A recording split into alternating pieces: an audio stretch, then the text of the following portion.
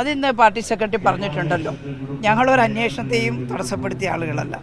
കോടതി പറഞ്ഞ ടീമിൻ്റെ അന്വേഷണത്തെ സ്വാഗതം ചെയ്തവരാണ് ഞങ്ങൾ. കഴിഞ്ഞ തവണ കൂടുതൽ പഞ്ചായത്തുകളിലും LDF ആണ് വന്നത്. എല്ലാ പഞ്ചായത്തുകൾക്കും കൃത്യമായി പദ്ധതി വിഹിതം കൊടുക്കുകയും ഗവൺമെൻറ്റിൻ്റെ പോളിസി നടപ്പിലാക്കാൻ പറയുകയും ചെയ്തു.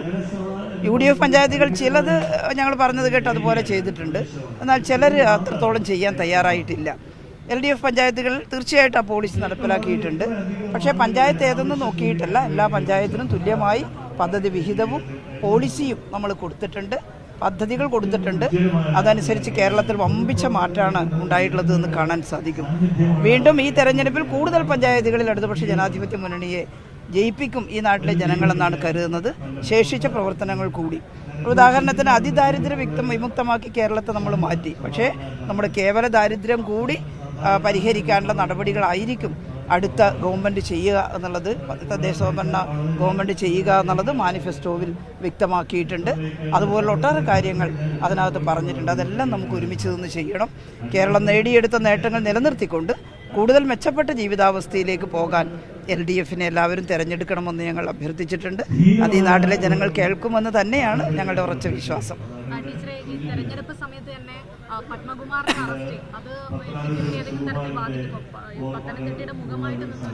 അതിന്ന് പാർട്ടി സെക്രട്ടറി പറഞ്ഞിട്ടുണ്ടല്ലോ, ഞങ്ങളൊരു അന്വേഷണത്തെയും തടസ്സപ്പെടുത്തിയ ആളുകളല്ല.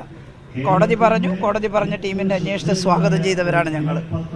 അത് അന്വേഷണത്തിൻ്റെ അവസാനമാണ് അതിൻ്റെ എല്ലാ കാര്യങ്ങളും വെളിവായിട്ട് വരിക. ഇപ്പോഴേ അതിനകത്ത് നിന്ന് ജഡ്ജ് ചെയ്യാൻ നമ്മളാരും ആളുമല്ല, അത് ശരിയുമല്ല കോടതിയിൽ നിൽക്കുന്നൊരു പ്രശ്നം. പക്ഷേ ഒരന്വേഷണത്തെയും ഗവൺമെൻറ്റിൻ്റെ ഏതെങ്കിലും ഒരു മെഷീനറി ഉപയോഗിച്ച് തടസ്സപ്പെടുത്തുക എന്ന സമീപനം മുഖ്യമന്ത്രിയോ ഈ ഗവൺമെൻറ്റോ പാർട്ടിയോ മുന്നണിയോ ഒന്നും സ്വീകരിച്ചിട്ടുമില്ല. അവിടുന്ന് ഞങ്ങളാണല്ലോ അതിന് അന്വേഷണത്തിന് മുൻകൈയെടുത്തത്. കേരളത്തിൻ്റെ ദേവസ്വത്തിൻ്റെ വിജിലൻസ് ആണല്ലോ ഈ കാണാതായ കട്ടിളപ്പാളി എവിടെ എന്ന് അന്വേഷിച്ച് അത് ഈ ആരോപണം ഉന്നയിച്ച ആളിൻ്റെ വീട്ടിൽ നിന്ന് കണ്ടെടുക്കുന്നു.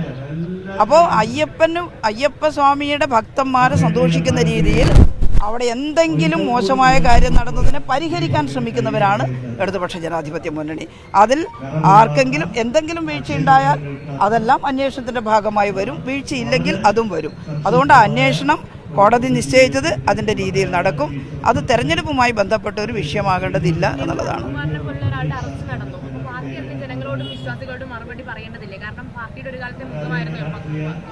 അല്ല, അദ്ദേഹം ദേവസ്വം ബോർഡ് പ്രസിഡന്റായിരുന്നു, അതുകൊണ്ടാണ് അദ്ദേഹത്തെ അറസ്റ്റ് ചെയ്തത്. അതെ, പാർട്ടി മെമ്പറാണ്, പാർട്ടി ജില്ലാ കമ്മിറ്റിയാണ്. എന്നാൽ അന്വേഷണത്തിൻ്റെ ഭാഗമായി അദ്ദേഹം വന്നത് എങ്ങനെയാണ്? ദേവസ്വം പ്രസിഡന്റായിരുന്നു. ആ പ്രസിഡന്റിൻ്റെ ഭാഗത്തു നിന്നും ദേവസ്വം ഭരണസമിതിയുടെ ഭാഗത്തു നിന്നും എന്തെങ്കിലും പ്രശ്നം ഉണ്ടായിട്ടുണ്ടോ എന്നുള്ളത് തെളിയിക്കപ്പെടേണ്ട കാര്യമാണ്. തെളിയിക്കപ്പെട്ടിട്ട് പങ്കുണ്ടെങ്കിൽ ഞങ്ങളാരും അത് നിഷേധിക്കില്ലല്ലോ. പക്ഷേ ഇപ്പോഴേ കയറി ഒരു ജഡ്ജ്മെൻറ്റ് നടത്താൻ നമുക്ക് എങ്ങനെ സാധിക്കുക? അത് പാർട്ടി സെക്രട്ടറിയും പറഞ്ഞിട്ടുണ്ടെന്ന് നമുക്ക് നോക്കാമത്.